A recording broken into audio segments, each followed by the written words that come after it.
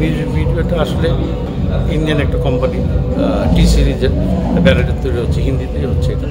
তো এই গানটা অনেক ভালো লেগেছে, ভালো করেছে। আমি এখানে একটা ক্যারেক্টার করছি, সেটা হচ্ছে আফগানিস্তানের একজন ড্রাগ ডিলার। আমি আসলে ফ্রম বিগিনিং আমি হচ্ছে খুব চুজি আর্টিস্ট। আমার পছন্দ হলে কাজ করি, নাহলে করি না। গল্প ভালো লাগবে, হিরোইনের ভালো লাগবে, তাহলে তো একটা প্রোডাক্ট, একটা ছবি হচ্ছে না। তো আমি প্রথম থেকেই, আমার প্রথম জীবন থেকেই আমার পছন্দ অনুযায়ী কাজ করি।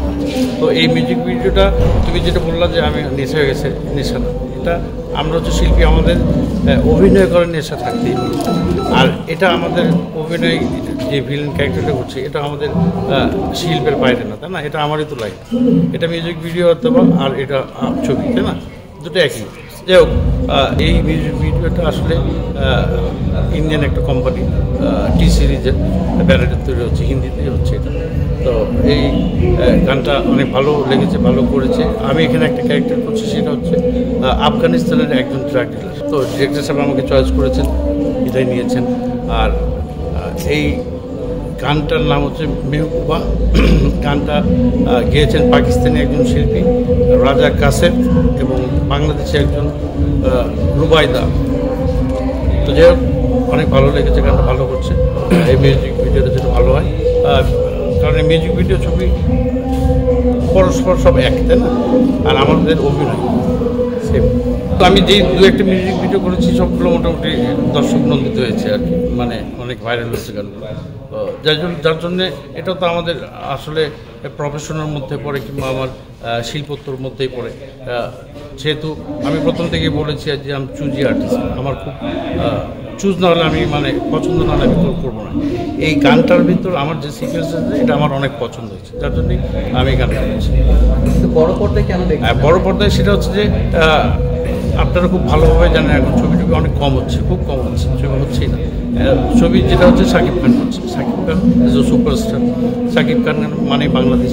শাকিব খান তার গুণে, তার মেধায় এমন একটা পর্যায়ে পৌঁছেছে, আমরা চাই শাকিব খান আরও বড় জায়গায় পৌঁছাক, বাংলাদেশকে আরও বড় জায়গায় রিপ্রেজেন্ট করুক।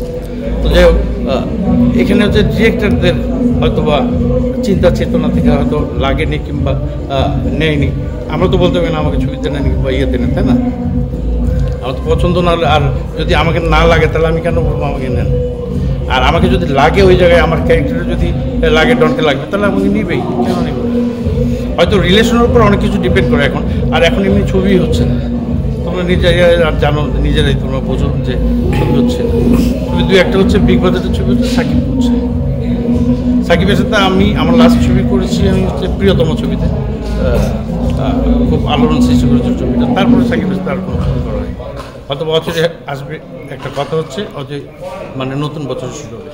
এটা তৈরি করার কারিগররা হচ্ছে যে পরিচালকরা যদি গল্প সেভাবে করে খলনায়কদের যদি লাগে, তাহলে খলনায়কদের কাজে লাগাবে। সেভাবে এখন গল্প হচ্ছে না, আর ছবি তো হচ্ছে না, যার জন্য হয়তোবা মানে কী বলি, ছবি হচ্ছে না, ছবি করা হচ্ছে না, তাই না? ছবি যে দুই একটা হচ্ছে সাকিব করছে।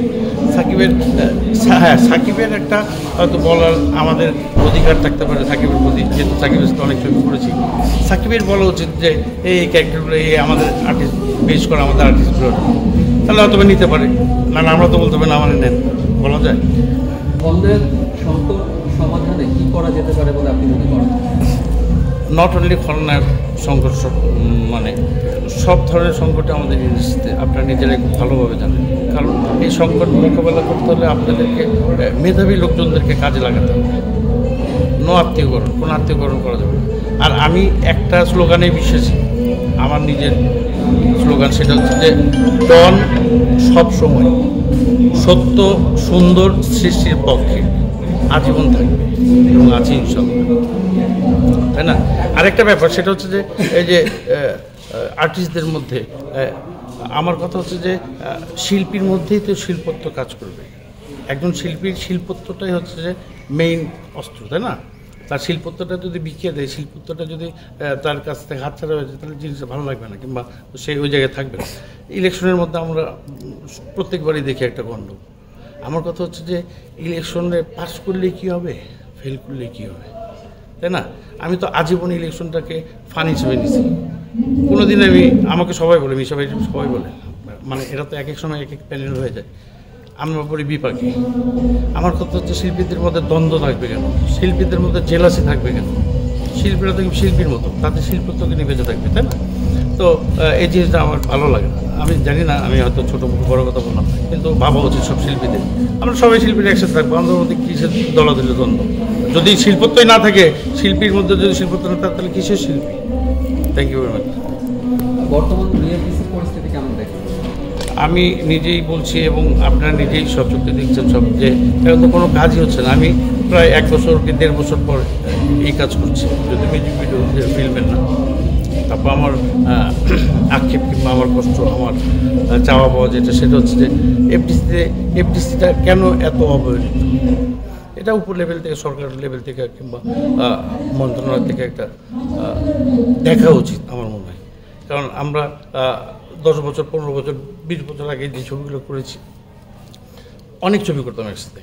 আজকে সকালে এক ছবি শুটিং, বিকালে এক ছবি শুটিং, এরকম।